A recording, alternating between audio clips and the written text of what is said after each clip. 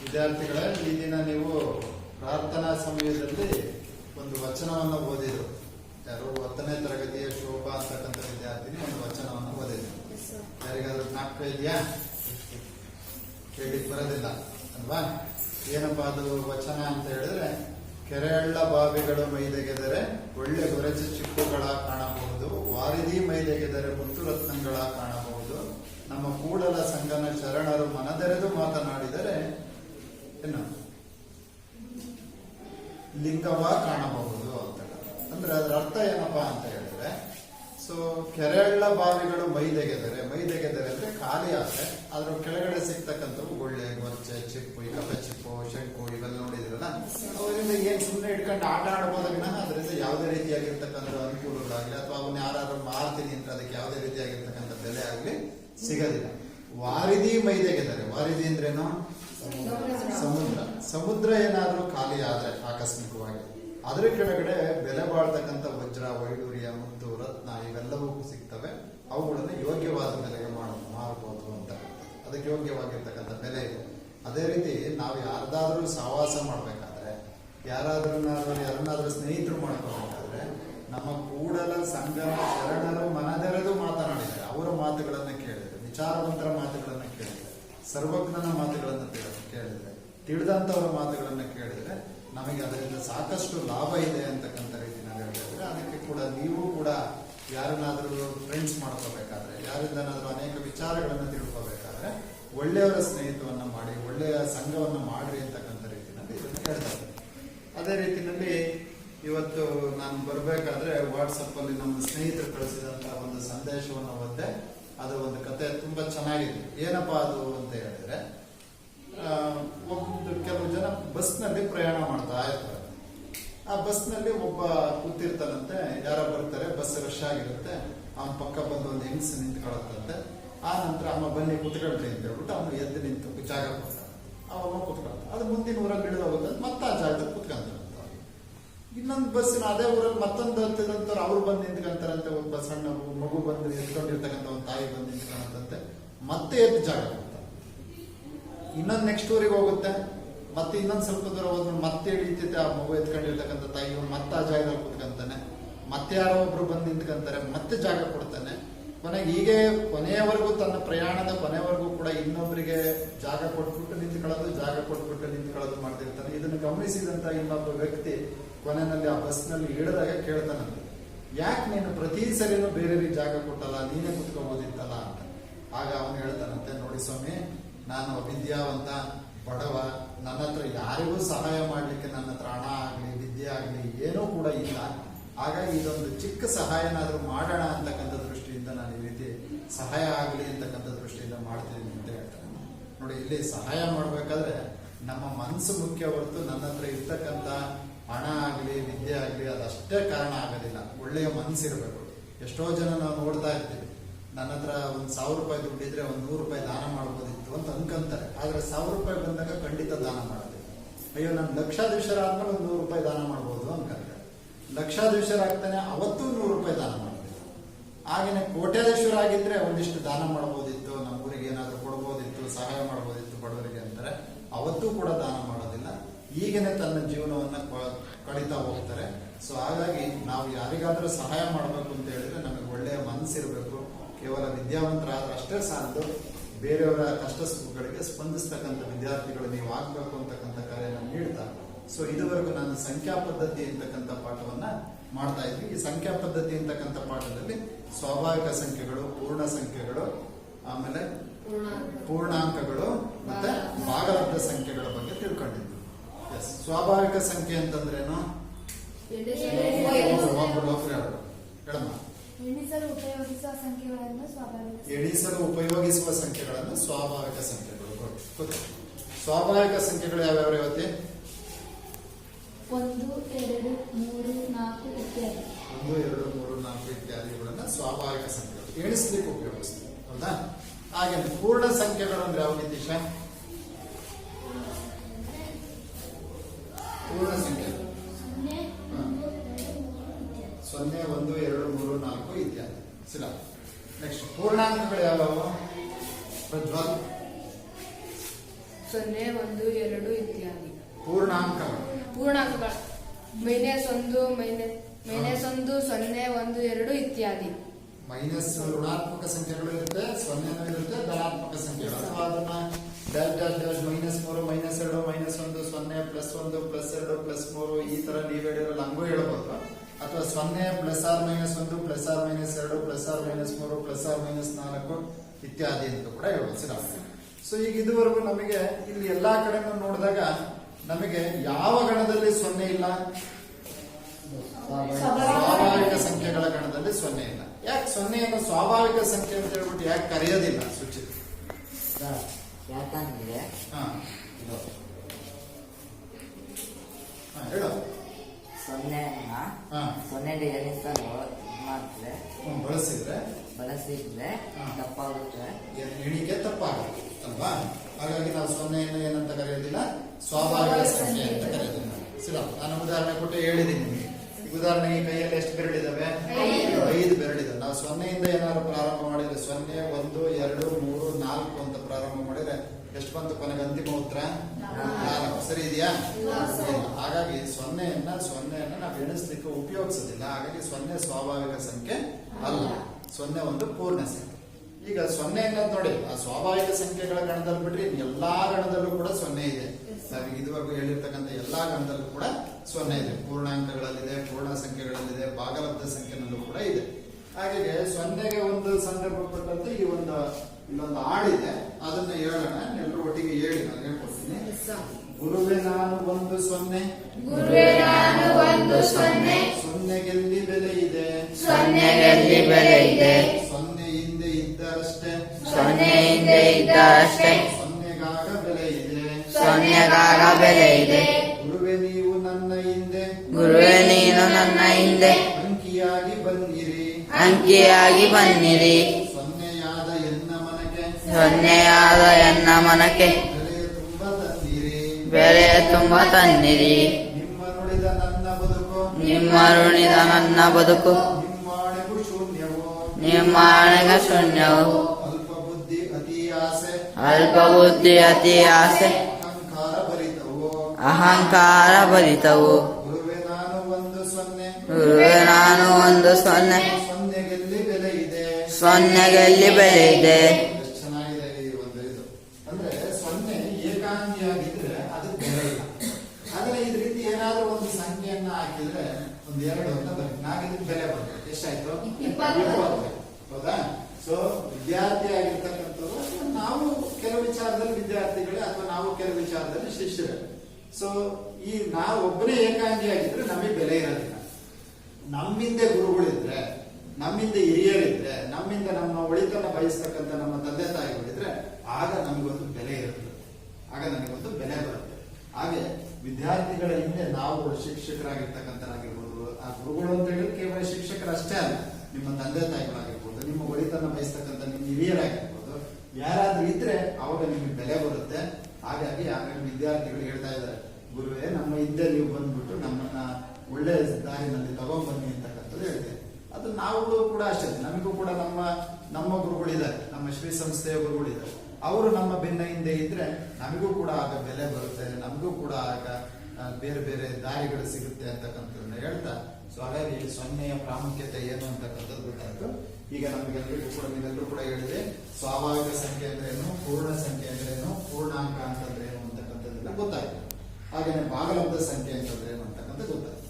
So ಯಾವುದೇ ಭಾಗಲಬ್ಧ ಸಂಖ್ಯೆಯನ್ನ ಈ ಉದಾಹರಣೆಗೆ 2/5 ಅಂತಕ್ಕಂಥದ್ದು ಒಂದು ಭಾಗಲಬ್ಧ ಸಂಖ್ಯೆ. ಇದರ ದಶಮಾಂಶ ರೂಪದಲ್ಲಿ ಬರೆದಾಗ ಏನಾಗುತ್ತೆ? ಭಾಗ ಆಗುತ್ತಾ? ಏನಾಗ್ಬೇಕು? 0 ಕಡಿಮೆ, ಆಮೇಲೆ ಏನಿಡ್ಬೇಕು? ಪಾಯಿಂಟ್. ಎಷ್ಟು ಹೋಗುತ್ತೆ? 5 5 4. ಹೌದಾ? ನೇರವಾಗಿ ಬರ್ತಕ್ಕಂಥ ರೀತಿ ಮಾಡಿ. ಬರ್ದಲ್ಲೇ ಇರ್ತಕ್ಕಂಥವ್ರು 2ನ್ನ 5ರಿಂದ ಭಾಗಿಸು.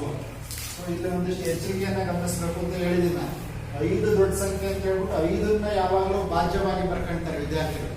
ಆ ರೀತಿ ತಪ್ಪನ್ನ ಮಾಡಬಾರ್ದು. ನಾನು ಹೇಳಿದ್ದೀನಿ, ಛೇದದಲ್ಲಿ ಇರ್ತಕ್ಕಂಥದ್ದು ಏನಾಗುತ್ತೆ?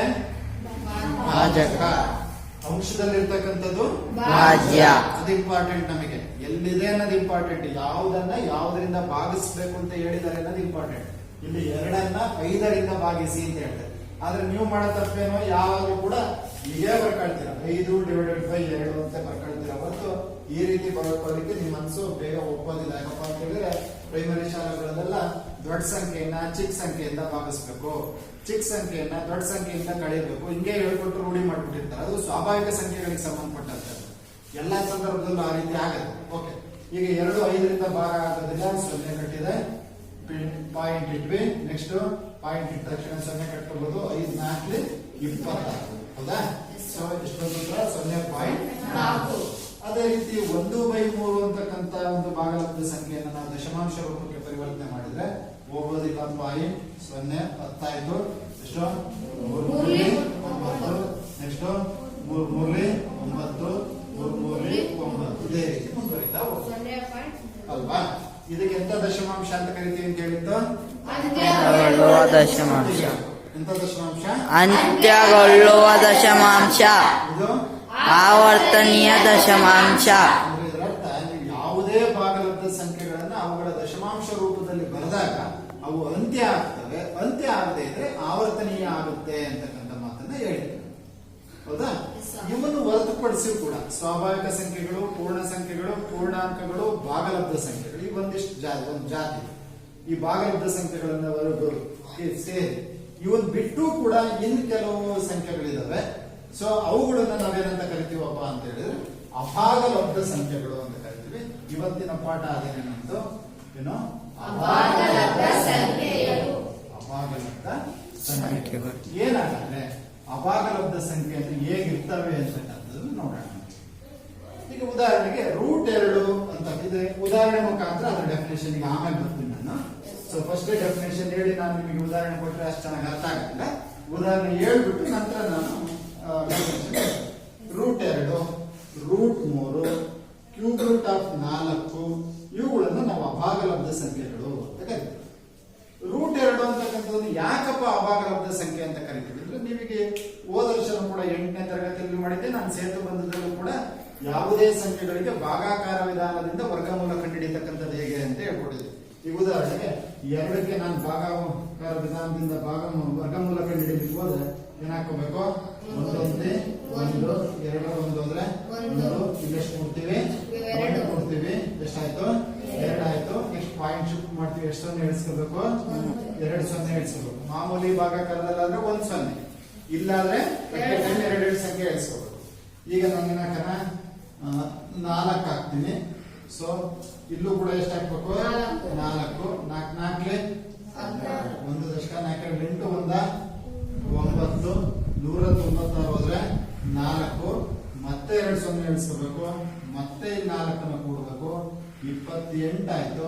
ಇಲ್ಲಿ ಸುಮ್ಮನೆ ಒಂದು ಅಂದಾಜು ಮಾಡಿ 286 0 ಹಾಕಿದ್ರು ಕೂಡ 282 ಅಂತ ಹೇಳಿದ್ರೆ 560 ಆಗುತ್ತೆ. ಅದು ಇಲ್ಲಿರೋದು 400. ಸೊ ಹಾಗಾಗಿ 1 ಹಾಕೋಣ. ಸೊ ಈ ರೀತಿ 281 ಬಂತು. ಮತ್ತೆ ಕಳ್ಕೊಳ್ಳಿ. ಈ ರೀತಿ ಭಾಗಾಕಾರ ಕ್ರಿಯೆಯನ್ನ ನಾವು ಮುಂದುವರಿಸ್ತಾ ಹೋದ್ರೆ ಇದು 1.4134 7 ಏನೇನೋ ಸಂಖ್ಯೆಗಳಲ್ಲಿ ಏನಾಗ್ತಾ ಹೋಗುತ್ತೆ? ಬರ್ತಾನೇ ಹೋಗುತ್ತೆ. ನಾವು ಎಷ್ಟೇ ಸರಿ ಭಾಗಿಸಿದ್ರು ಕೂಡ ಭಾಗಾಕಾರ ಕ್ರಿಯೆಯನ್ನು ಎಷ್ಟು ಸರಿ ಮುಂದುವರಿಸಿದ್ರು ಕೂಡ ಇಲ್ಲಿ ಭಾಗಲಬ್ಧ ಸಂಖ್ಯೆಗಳು ಬಂದಂಗೆ ಅಂತ್ಯನೂ ಆಗಲ್ಲ, ಆವರ್ತನೀಯನೂ ಆಗಲ್ಲ, ಹೌದಾ? ನಾನು ಸಾಕಷ್ಟು ಉದಾಹರಣೆಗಳು ಹಿಂದಿನ ತರಗತಿ ನಾವು ಕೊಟ್ಟಿದ್ದೀವಿ. ಅಂತ್ಯ ಆಗವೆ ಯಾವ್ಯಾವ, ಆವರ್ತನೀಯ ಆಗವು ಅಂತ. ಆದ್ರೆ ಯಾವುದೇ ಅಭಾಗಲಬ್ಧ ಸಂಖ್ಯೆಗಳನ್ನ ಅವುಗಳ ದಶಮಾಂಶ ರೂಪದಲ್ಲಿ ಬರೆದಾಗ ಅವುಗಳ ಬೆಲೆ ಅಂತ್ಯನೂ ಆಗಲ್ಲ, ಆವರ್ತನೀಯನೂ ಆಗೋದಿಲ್ಲ. ಅಂತಹ ಸಂಖ್ಯೆಗಳನ್ನು ನಾವೇನಂತ ಕರಿತೀವಿ? ಅಭಾಗಲಬ್ಧ ಸಂಖ್ಯೆಗಳು. ಈ ಕಡೆ ನೋಡಿ, ಅಭಾಗಲಬ್ಧ ಸಂಖ್ಯೆಗಳು ಅಂತ ಕರಿತೀವಿ. ಸೊ ಅಂದ್ರೆ ನಾವಾಗ ಅಭಾಗಲಬ್ಧ ಸಂಖ್ಯೆಗಳು ಅನ್ನೋದಕ್ಕೆ ಏನ್ ಡೆಫಿನೇಷನ್ ಹೇಳ್ಬೇಕು? ಅಂತ್ಯಗೊಳ್ಳಲ್ಲ, ಅಂತ್ಯನೂ ಆಗಲ್ಲ, ಆವರ್ತನೀಯನೂ ಆಗಲ್ಲ, ಅಪರಿಮಿತ ದಶಮಾಂಶ ವಿಸ್ತರಣೆಯನ್ನು ಹೊಂದಿರತಕ್ಕಂಥ ಸಂಖ್ಯೆಗಳನ್ನು ಅಭಾಗಲಬ್ಧ ಸಂಖ್ಯೆಗಳು ಅಂತ. ಕೆಲವು ಬುಕ್ಗಳಲ್ಲಿ ಹೆಂಗ್ ಹೇಳಿರ್ತಾರೆ? ಈಗ ಭಾಗಲಬ್ಧ ಸಂಖ್ಯೆಗಳು ಅಂದ್ರೆ ಏನ್ ಹೇಳಿದ್ರಿ ನೀವು? ರೂಪದಲ್ಲಿ ವ್ಯಕ್ತಪಡಿಸಲಾಗುವ ಸಂಖ್ಯೆಗಳನ್ನು ಭಾಗಲಬ್ಧ ಸಂಖ್ಯೆ, ಅದು ಅರ್ಥ ಆಗುತ್ತೆ. P/Q ಅಂತ ಹೇಳಿ ನೋಡಿ, ಇದೊಂದು ಉದಾಹರಣೆ ಕೊಡ್ತೀನಿ. ಆದ್ರೆ ಕೆಲವರು ಹೆಂಗ್ ಹೇಳ್ತೇವೆ, ಬುಕ್ಕಲ್ಲೂ ಕೂಡ ಇದಾವೆ ಕೆಲವು ಪುಸ್ತಕಗಳಲ್ಲಿ ಏನಂತ, P/Q ರೂಪದಲ್ಲಿ ವ್ಯಕ್ತಪಡಿಸಲು ಸಾಧ್ಯವಿಲ್ಲದ ಸಂಖ್ಯೆಗಳನ್ನು ಅಭಾಗಲಬ್ಧ ಸಂಖ್ಯೆಗಳು ಅಂತ ಕರೀತಾರೆ. ಅದು ಕರೆಕ್ಟ್. ಆದರೆ ಅಷ್ಟೇನೆ ಡೆಫಿನೇಷನ್ ಹೇಳಿದ್ರೆ ನಮ್ಗೆ ಯಾರಿಗೂ ಕೂಡ ಅರ್ಥ ಆಗೋದಿಲ್ಲ.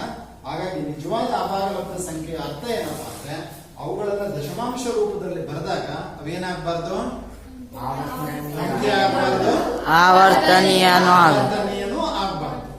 ಆ ತರದ ಒಂದು ಸಂಖ್ಯೆಗಳಿದಾವಲ್ಲ ಅವುಗಳನ್ನ ನಾವೇನಂತ ಕರಿತೀವಿ, ಅಭಾಗಲಬ್ಧ. ಅಂತ್ಯಗೊಳ್ಳದ, ಆವರ್ತನೀಯವಾಗದ, ಅಪರಿಮಿತ ದಶಮಾಂಶ ವಿಸ್ತರಣೆಯನ್ನು ಹೊಂದಿರತಕ್ಕಂಥ ಸಂಖ್ಯೆಗಳನ್ನು ನಾವೇನಂತ ಕರಿತೀವಿ, ಅಭಾಗಲಬ್ಧ ಸಂಖ್ಯೆ. ಹೇಳ್ತೀರಾ ಯಾರಾದ್ರೂ ಡೆಫಿನೇಷನ್ ಅನ್ನ ಹೇಳಮ್ಮ ಬೇಬಿ.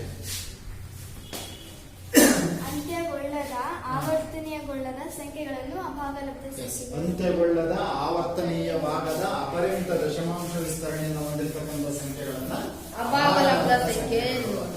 ಈಗ ನಾನು ಉದಾಹರಣೆ ಹೇಳಿದೆ, √2, √3, ಕ್ಯೂಬ್ ರೂಟ್ ಆಫ್ 4 ಅಂತ. ಈಗ ನೋಡೋಣ ಯಾರು ಎಷ್ಟು ಚೆನ್ನಾಗಿ ಅರ್ಥ ಮಾಡ್ಕೊಂಡಿದ್ದೀರಾ ಅನ್ನೋದಕ್ಕೆ ಒಂದು ಉದಾಹರಣೆ ಕೇಳ್ತೀನಿ. ಈಗ √5 ಎಂತ ಸಂಖ್ಯೆ,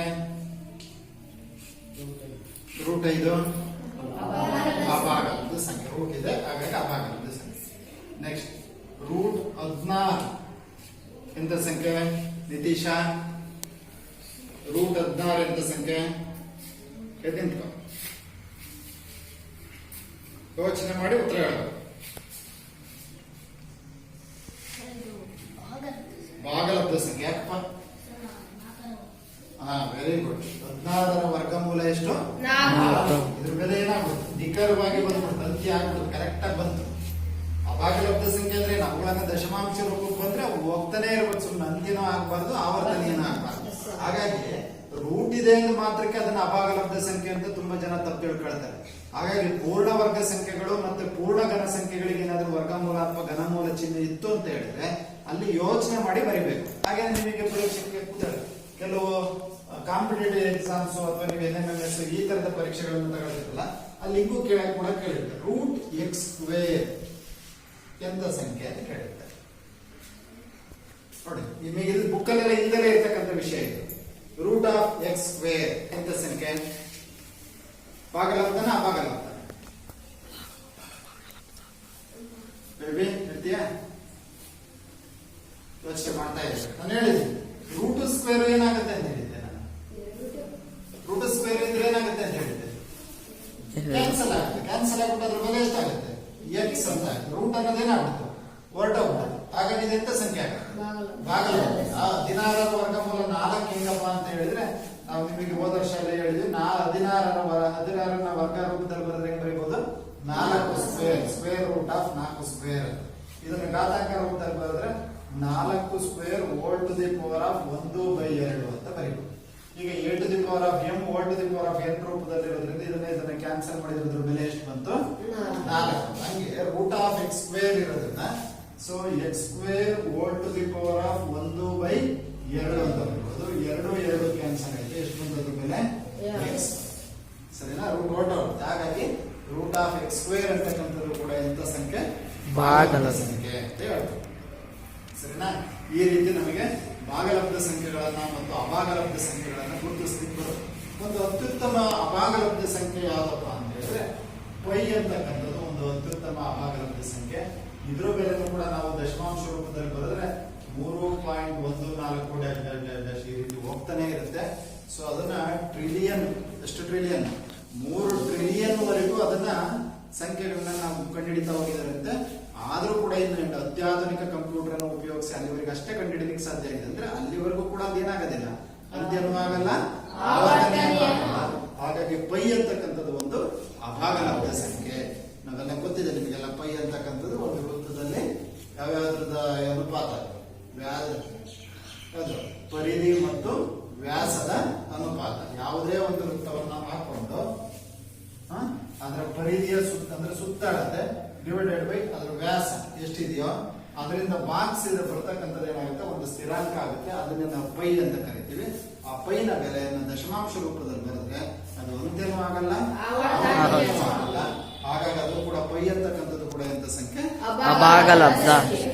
ಸೊ ಈಗ ನಮಗೆ ಏನೇನು ಗೊತ್ತಾಯ್ತು, ಸ್ವಾಭಾವಿಕ ಸಂಖ್ಯೆ ಅಂದ್ರೆ ಏನು ಅಂತ ಗೊತ್ತಾಯ್ತು, ಪೂರ್ಣ ಸಂಖ್ಯೆ ಅಂದ್ರೆ ಏನು ಅಂತ ಗೊತ್ತಾಯ್ತು, ಭಾಗಲಬ್ಧ ಸಂಖ್ಯೆ ಅಂದ್ರೆ ಏನು ಅಂತ ಗೊತ್ತಾಯ್ತು, ಅಭಾಗಲಬ್ಧ ಸಂಖ್ಯೆ ಅಂದ್ರೆ ಏನು ಅಂತ ಗೊತ್ತಾಯ್ತು. ಹೌದಾ? ಸೊ ಈಗ ನಮಗೆ ಸ್ವಾಭಾವಿಕ ಸಂಖ್ಯೆಯಿಂದ ನೀವು ಹಿಂದಿನ ತರಗತಿನಲ್ಲಿ 7ನೇ ಕ್ಲಾಸಿಂದ ಹಿಡಿದು 7ಕ್ಕೆ ನೀವು ಎಂದು ಕೂಡದ್ ಕಲ್ತ್ರ ಅವತ್ತೆಲ್ಲ ಸ್ವಾಭಾವಿಕ ಸಂಖ್ಯೆಗಳ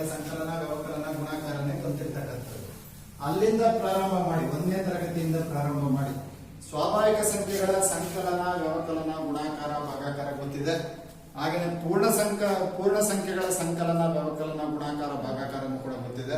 ಹಾಗೇನೆ ಪೂರ್ಣಾಂಕಗಳ ಸಂಕಲನ, ವ್ಯವಕಲನ, ಗುಣಾಕಾರ, ಭಾಗಾಕಾರನು ಕೂಡ ಗೊತ್ತಿದೆ.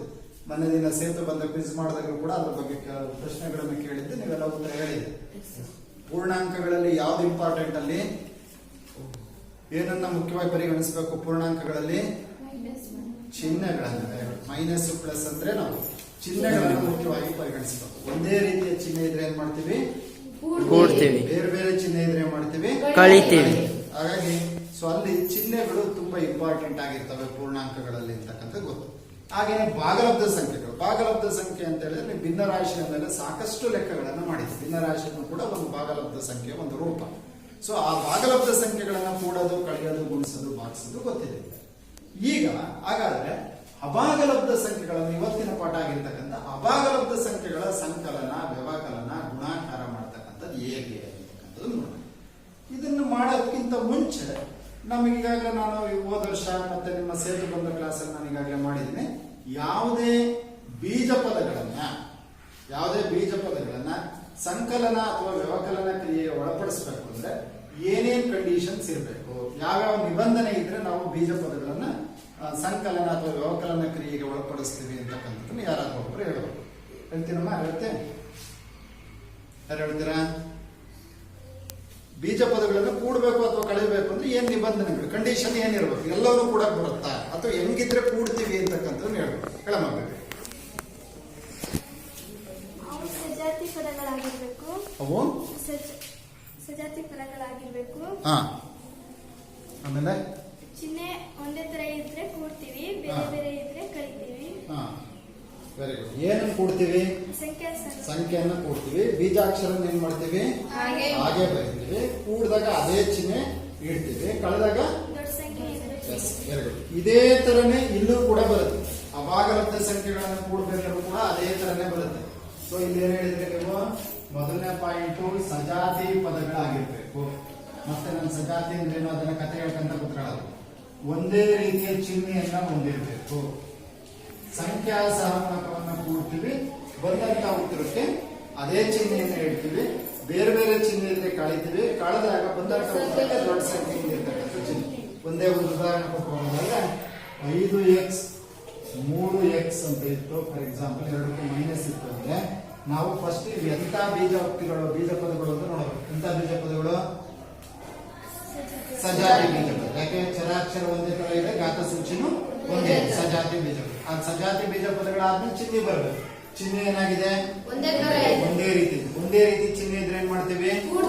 ಕೂಡದೇನನ್ನ ಸಂಖ್ಯಾ ಸಹಗುಣಕವನ್ನ ಕೂಡ್ತೀವಿ. 5 + 3 ಎಷ್ಟಾಯ್ತು?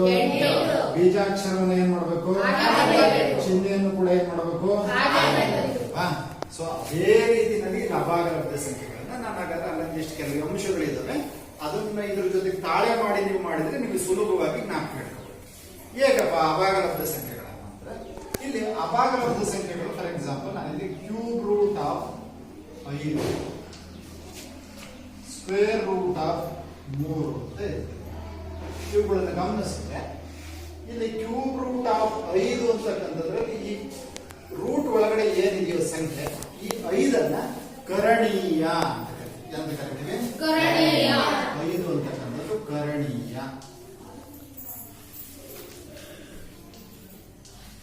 3 ಅಂತಕ್ಕಂಥದ್ದು ಏನಿದೆಯೋ ಅದಕ್ಕೆ ಕ್ರಮ ಅಂತ ಕರಿತೀವಿ. 3ನೇ ಅಂತ ಕರಿತೀವಿ ಕ್ರಮ. ಇಲ್ಲಿ ಹಾಗಾದ್ರೆ ಇಲ್ಲೆಷ್ಟು ಕರಣೀಯ? 3 ಕರಣೀಯ. ಕ್ರಮ ಎಷ್ಟು? 2. ಯಾಕೆ? ವರ್ಗಮೂಲ ಆಗಿರೋದ್ರಿಂದ 2. ಇಲ್ಲಿ ಮಾತ್ರ ವಿಶೇಷವಾಗಿ ಗಮನಿಸಬೇಕು. ಏನು ಇಲ್ಲ ಅಂತ ಹೇಳ್ಬಿಟ್ಟು 1 ಅಂತ ಹೇಳಬಾರ್ದು. ಯೂಶಲಿ ನಾವು ಬಹಳಷ್ಟು ಸರಿ ಎಲ್ಲ ಎಕ್ಸ್ ಇದರ ಸಹಗುಣಕ ಏನು ಇಲ್ಲ ಅಂದ್ರೆ 1, ಘಾತ ಸೂಚಿ ಏನು ಇಲ್ಲ ಅಂದ್ರೆ 1, ಛೇದ ಏನು ಇಲ್ಲ ಅಂದ್ರೆ 1, ಈ ರೀತಿ ಹೇಳ್ಕೊಟ್ಟೆ ರೂಢಿಯಾಗಿರುತ್ತೆ ನಿಮಗೆ.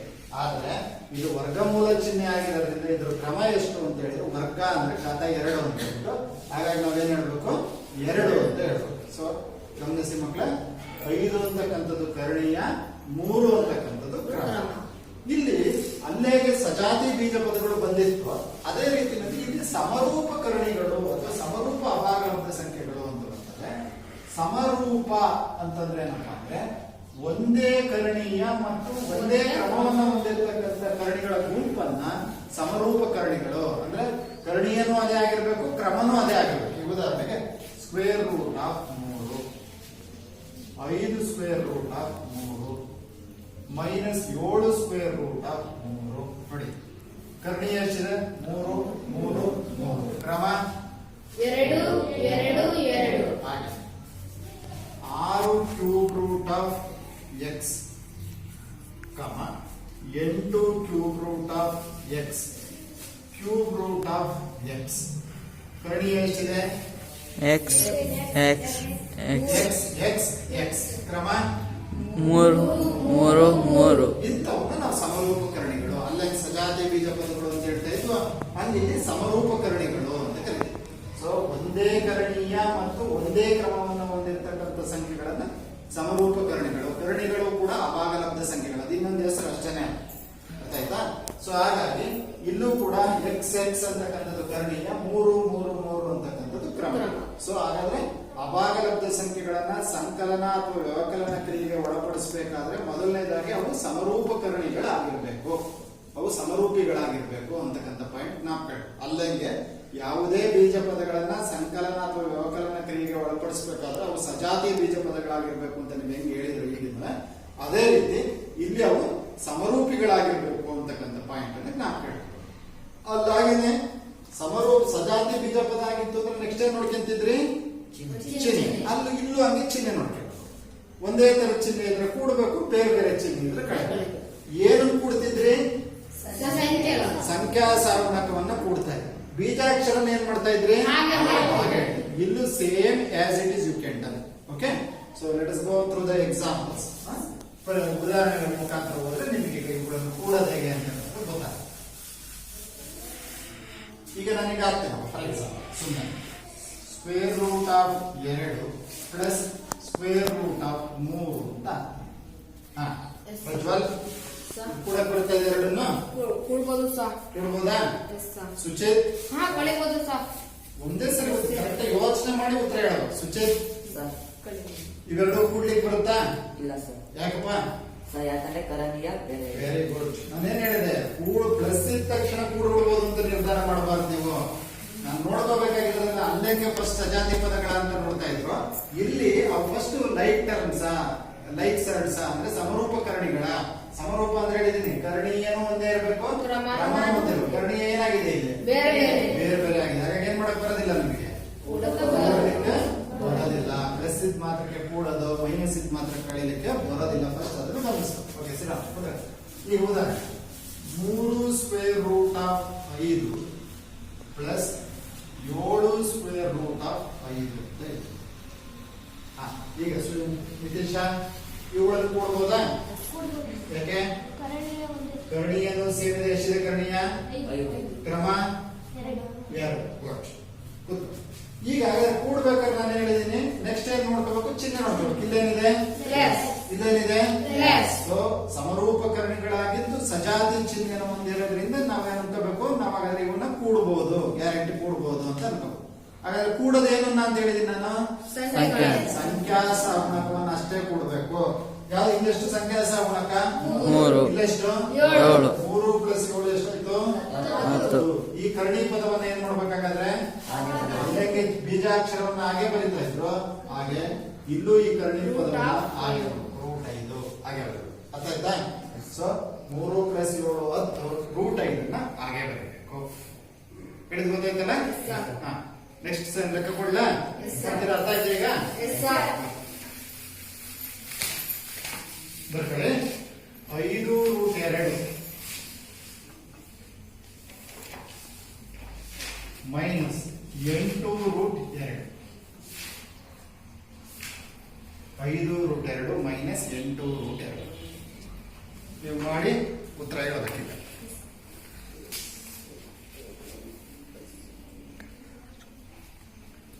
ಐದು ರೂಟ್ 2 ಮೈನಸ್ 8 ರೂಟ್ 2 ಆಯ್ತು ಸರ್. ಆಯ್ತಲ್ಲ? ರೇವತಿ ಹೇಳ್ತೀಯಾ? ಹೇಳಪ್ಪ. ಎಷ್ಟಪ್ಪ? 3 ರೂಟ್ 2. 3. ಬೇರೆ ಏನು ಹೇಳ್ಬಾರ್ದು, ಬೇರೆ ನಾನು ಕೇಳಿದ್ರೆ ಹೇಳ. ರೇವತಿ ಉತ್ತರ ಎಷ್ಟು? 3 ರೂಟ್ 2 ಇದೆಯಾ? ಸರಿನಮ್ಮ? 3 ರೂಟ್ 2 ಸರಿನಾ? Okay. Prajwal yes sir 3 root 2 ಸರಿ. ಕೃಷ್ಣ 3 ರೂಟ್ 2 ಸರಿನಾ? ಯೋಚನೆ ಮಾಡಿ ಹೇಳ್ಬೇಕು. ಸುಚಿತ್ 3 ರೂಟ್ 2 ತಪ್ಪು ಸರ್. ತಪ್ಪು. ಯಾಕೆ? ಸರಿ.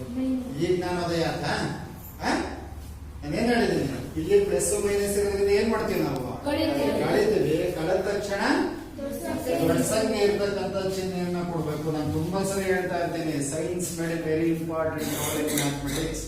ಚಿಹ್ನೆಗಳು ಮ್ಯಾಥಮೆಟಿಕ್ಸ್ ನಲ್ಲಿ, ಗಣಿತದಲ್ಲಿ ತನ್ನದೇ ಆಗಿರ್ತಕ್ಕಂಥ ಪ್ರಾಮುಖ್ಯತೆಯನ್ನು ಹೊಂದಿದ್ದಾವೆ. ಪ್ಲಸ್ ಮೂರೇ ಬೇರೆ, ಮೈನಸ್ ಮೂರೇ ಬೇರೆ. ಸಂಖ್ಯಾ ರೇಖೆ ಮೇಲೆ ನೀವು ಗುರುತಿಸ್ಲಿಕ್ಕೆ ಹೋದ್ರೆ 0ಇಂದ ಬಲಕ್ಕೆ ಪ್ಲಸ್ ಬರ್ತಿದೆ, 0ಇಂದ 2ಕ್ಕೆ ಮೈನಸ್ ಬರುತ್ತೆ. ಅಡ್ರೆಸ್ಸೇ ಬೇರೆ. ಡೋರ್ ನಂಬರ್ ಚೇಂಜ್ ಆಗ್ಬಿಟ್ರೆ ಅದೇ ಮನೆ ಸಿಗುತ್ತಾ? ಟೌನ್ ಗುಡಿಗೆ ಯಾವ್ದೋ ಮನೆ ನಂಬರ್ ಅನ್ನು ಹುಡ್ಕೊಂಡು ಹೋದ್ರೆ ಸೊ ಇಲ್ಲಿ ಬಿಡು 23 ಅದೇನೆ, 43 ಅದೇನೆ ಅಂದ್ರೆ 23 ಬೇರೆ ಆಗಿರೋದು. 3rd ಕ್ಲಾಸೇ ಬೇರೆ, 4th ಕ್ಲಾಸೇ ಬೇರೆ ಅಲ್ವಾ? ಸೊ ಹಾಗಾಗಿ ಇಲ್ಲಿ ಚಿಹ್ನೆಗಳು ತುಂಬಾ ಇಂಪಾರ್ಟೆಂಟ್. ತುಂಬಾ ಚೆನ್ನಾಗಿ ಜ್ಞಾಪಕ ಇಟ್ಕೋಬೇಕು, ಮರಿಬಾರ್ದು. ಕಳೆದ ತಕ್ಷಣ ದೊಡ್ಡ ಸಂಖ್ಯೆಯಿಂದ ಹಿಂದೆ ಇರ್ತಕ್ಕಂಥ ಉತ್ತರ. ಕೂತ್ಕೊಳ್ಳಿ. ಚೆನ್ನಾಗಿ ನೆಕ್ಸ್ಟ್ ಕಣ ಈ ಸರಿ ತಪ್ಪು ಮಾಡಬಾರ್ದು. 5 root x plus 3 root x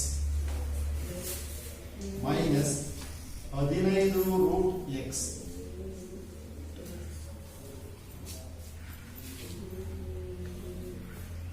ಒಟ್ಟಿಗೆ ಮಾಡೋದು ಬೇಡ ಅಂದ್ರೆ ಎರಡೆರಡನ್ನ ಗುಂಪು ಮಾಡ್ಕೊಳ್ಬೇಕಾದ್ರೆ ಮಾಡಿ, ಸುಲಭ ಆಗುತ್ತಾವ. 5 root x plus 3 root x minus 15 root x.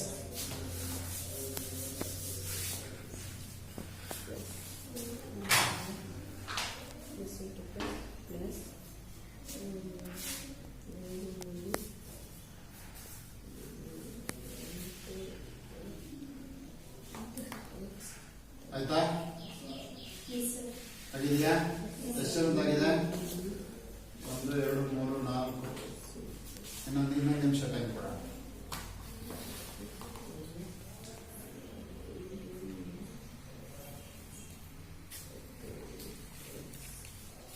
ಆಯ್ತಾ ಪ್ರಜ್ವಲ್? ಸುಚೆ? ಎಸ್. ನೋಡ್ಕೊಳ್ಳಿ ಎಲ್ಲರಿಗೂ ನಾನು ಮಾಡ್ತೀನಿ, ಆಮೇಲೆ ನೀವು ಮಾಡಿರೋ ಸರಿನಾ ಉತ್ತರ ಇಲ್ಲ ಅನ್ನೋದನ್ನ ಚೆಕ್ ಮಾಡ್ತೀನಿ. ಯಾರು ಮತ್ತೆ ಏನೋ ಬದಲಾವಣೆ ಮಾಡಬಾರ್ದು. ಓಕೆ. ಈಗ ಫಸ್ಟ್ ಇವೆರಡನ್ನ ನೋಡೋಣ, ಸರಿನಾ? ಇವೆರಡು ಕೂಡ ಸಜಾತಿನ ಸಮರೂಪಕರಣಿಗಳ. ರೈಟ್. ಈಗ ಚಿಹ್ನೆ ನೋಡಿ, ಇಲ್ಲೇನಿದೆ? ಇಲ್ಲೇನಿದೆ? ಏನಿದೆ? ಪ್ಲಸ್. ಹಾಗಾದ್ರೆ ಏನ್ ಮಾಡ್ಬೇಕು? ಇವೆರಡನ್ನು ಕೂಡಬೇಕು. 5 ಪ್ಲಸ್ 3 ಎಷ್ಟಾಯ್ತು? 8 ರೂಟ್ ಹಾಗೆ ಬರೆಯೋಣ. ಒಟ್ಟಿಗೆ ನಾನು 3 ಆಪರೇಟ್ ಮಾಡಕ್ ಆಗಲ್ಲ ನಿಮಗೆ ಅನ್ಕೊಂಡ್ರೆ ಈ ರೀತಿ ಈಸಿ ಮಾಡ್ಕೊಳ್ಳಿ, ಸರಿನಾ? ಇವೆರಡನ್ನು ಒಂದ್ಸರಿ ಸಂಕ್ಷೇಪಿಸಿದ್ವಿ, ಅಥವಾ ಇವೆರಡನ್ನು ಬೇಕಾದ್ರೆ ಸಂಕ್ಷೇಪಿಸ್ಬೋದು. ನಾನೇನು ಮೊದಲನೇ ಎರಡೇ ತಗೋಬೇಕು ಅಂತ ಏನು ರೂಲ್ ಇಲ್ಲ. ಕೊನೆವೆರಡನ್ನು ಮೊದಲನೇದು ಹಂಗೆ ಇಟ್ಕೊಂಡು ಕೊನೆವೆರಡನ್ನು ಬೇಕಾದ್ರೆ ಸಂಕ್ಷೇಪ, ಅವಾಗಲೂ ಅದೇ ಉತ್ತರ ಬರುತ್ತೆ. ಈಗ ಇಲ್ಲಿಗೆ ಬರ್ತದೆ. ಈಗ ಮತ್ತೆ ಸಮರೂಪಕರಣಿಗಳ ಅದಾದ ತಕ್ಷಣ ಏನ್ ನೋಡ್ಬೇಕು? ಏನಿದೆ? ಬೇರೆ ಬೇರೆ ಇದೆ. ಬೇರೆ ಬೇರೆ ಇದ್ರೆ ಏನ್ ಮಾಡ್ಬೇಕು? 15 ರಲ್ಲಿ 8 ಅಂದ್ರೆ ಎಷ್ಟು? 7 ರೂಟ್ ಎಕ್ಸ್. ಅಷ್ಟೇನಾ? ಅದ ತಕ್ಷಣ ಮೈನಸ್ 7 ರೂಟ್ ಎಕ್ಸ್. ಎಷ್ಟು ಬಂದಿದೆ? ಗುಡ್. ಚಿಹ್ನೆ ಬಿಟ್ಟಿದ್ದ ಪೂಜಲ್? ತಪ್ಪು ಮಾಡಿದೀಯಾ? ಮತ್ತು ಚಿಹ್ನೆ ಮರಿಬಾರ್ದು. ನಾನು ಹೇಳಿದ್ದೀನಿ ನಿಮಗೆ ಹೆಂಗಪ್ಪ ಅಂತ ಹೇಳಿದ್ರೆ, ಚಿಕ್ಕ ಮಕ್ಕಳಿದ್ದಾಗ ಎದ್ದಾಳಪ್ಪ ಅಂದ್ರೆ ನಿಮ್ಮ ಅಪ್ಪ ಅಮ್ಮ ಬಲಗಡೆಯಿಂದ ತಿರುಗಿಸಿ ಎದುರಿಸ್ತಾರೆ. ಈಗ ಎದ್ದಾದ್ರೆ ಹೆಂಗೆ ಬಲಗಡೆಯಿಂದ ಪಟಕ್ಕಂತ ತಿರುಗಿ ಎದ್ದಾಳ್ತೀರ, ಹಂಗೆ ಇವುಗಳೆಲ್ಲ ಚಿಹ್ನೆ, ಗಾತಸೂಚಿ ಬರೀತಕ್ಕಂಥದ್ದಾಗಿರ್ಬೋದು, ಏನನ್ನೇ ಆಗಿರ್ಬೋದು, ಮ್ಯಾಥಮೆಟಿಕ್ಸ್ ಅಲ್ಲಿ ಮರಿದಂಗ ಆ ಕೆಲಸವನ್ನ ಮಾಡಬೇಕು. ಅರ್ಥ ಆಯ್ತಾ? ಸೊ ಅಭಾಗಲಬ್ಧ ಸಂಖ್ಯೆಗಳ ಸಂಕಲನ ಮತ್ತು ವ್ಯವಕಲನ ಮಾಡ್ತಕ್ಕಂಥದ್ದು ಹೇಗೆ ಅಂತಕ್ಕಂಥದ್ದು ಗೊತ್ತಾಯ್ತು. ಮುಂದಿನ ತರಗತಿಯಲ್ಲಿ ಅಭಾಗಲಬ್ಧ ಸಂಖ್ಯೆಗಳನ್ನು ಗುಣಿಸೋದು ಹೇಗೆ ಅಥವಾ ಅವುಗಳನ್ನು ಅಕರ್ಣೀಕರಣಗೊಳಿಸೋದು ಹೇಗೆ ಅಂತಕ್ಕಂಥದ್ದನ್ನು ಮಾಡೋಣ. ಸೊ ಇದಕ್ಕೆ ಹೋಮ್ ವರ್ಕ್ ಅನ್ನ ನಿಮ್ಮ ಎಕ್ಸಸೈಸ್ ಅಲ್ಲಿ ಇರ್ತಕ್ಕಂಥ ಬುಕ್ ಅಲ್ಲಿ ಇರ್ತಕ್ಕಂಥ ಎಕ್ಸಸೈಸ್ ಅಲ್ಲಿ ಇರ್ತಕ್ಕಂಥ ಉಳಿದ ಲೆಕ್ಕಗಳನ್ನ, ಅಭ್ಯಾಸದಲ್ಲಿ ಇರ್ತಕ್ಕಂಥ ಲೆಕ್ಕಗಳನ್ನ ಮಾಡಬೇಕು. ಮಾಡ್ತಿರಲ್ಲ?